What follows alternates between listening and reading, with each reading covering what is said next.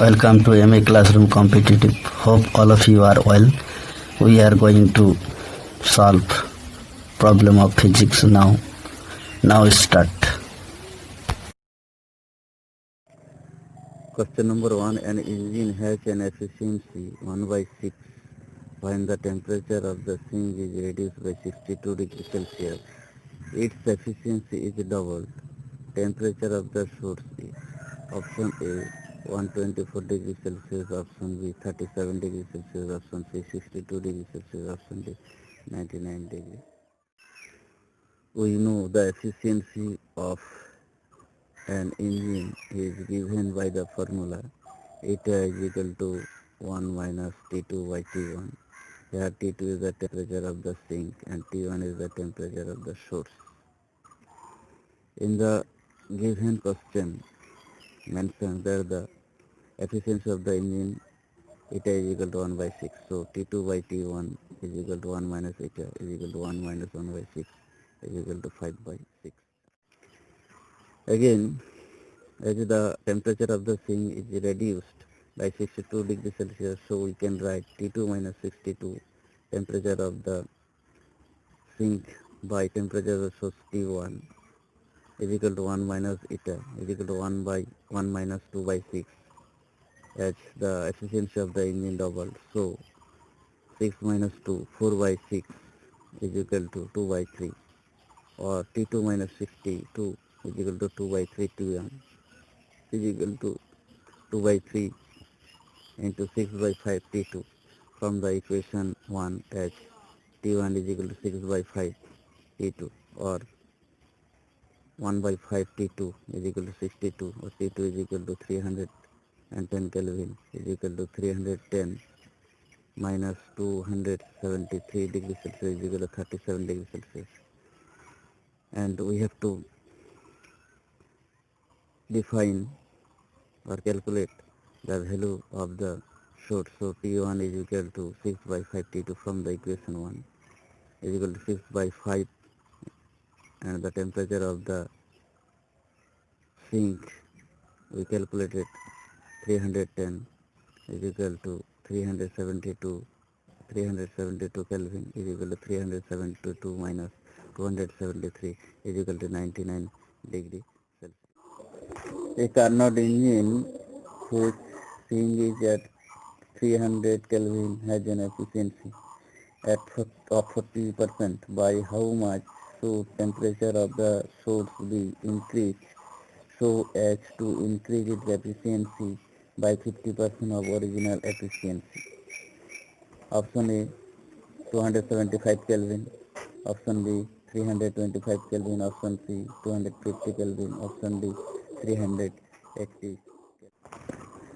The efficiency of Carnot engine is defined as the ratio of work done to the heat supplied.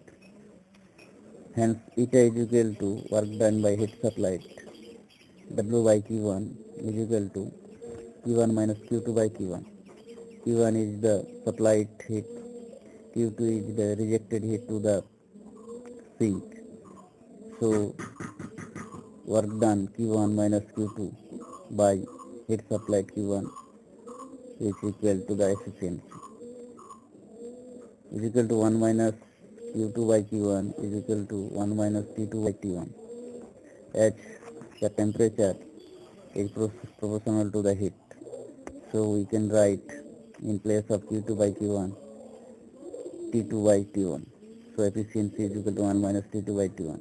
Here T1 is the temperature of the source, T2 is the temperature of the sink, Q1 is the absorbed and Q2 is the rejected heat to sink.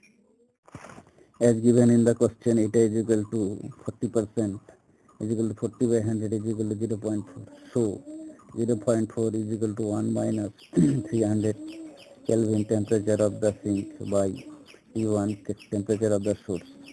T1 is equal to 300 by 1 minus 0.4 is equal to 300 by 0.6 is equal to 500 Kelvin.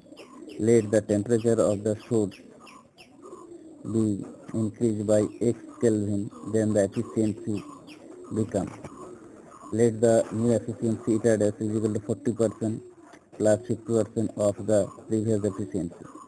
So 40 by 100 plus 50 by 100 into 0.4 is equal to 0.4 plus 0.5 into 0.6.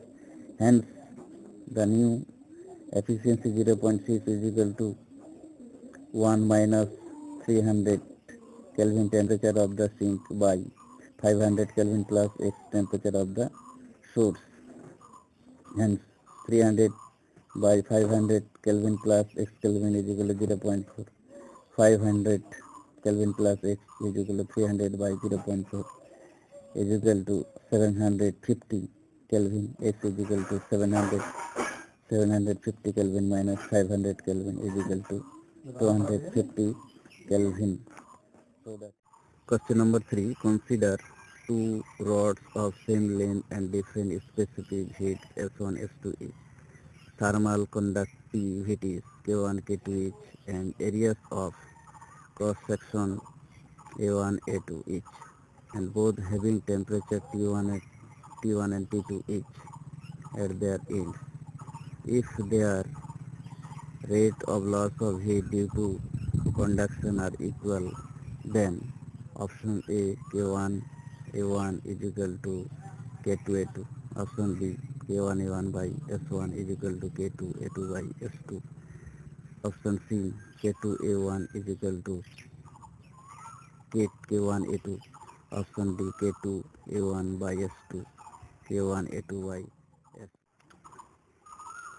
We know rate of loss of heat by conduction is H is equal to dQ by dt is equal to K T1 T2 by L. Here H is equal to rate of conduction of heat, K is conductivity of the metal, A is cross sectional area, T1 minus T2 is equal to change of heat, and L is the length of the conductor.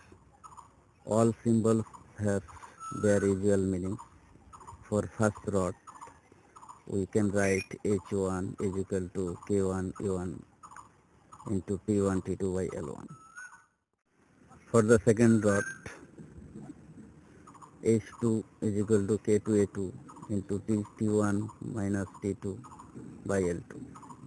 L2 is the length of the second rod, but L1 is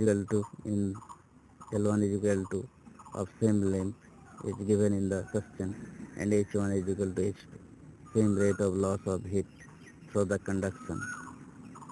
Then equation 1 and equation 2 we compare, get K1 A1 T1 minus T2 is equal to K2 A2 T1 minus T2, or K1 A1 is equal to K2 A2, as the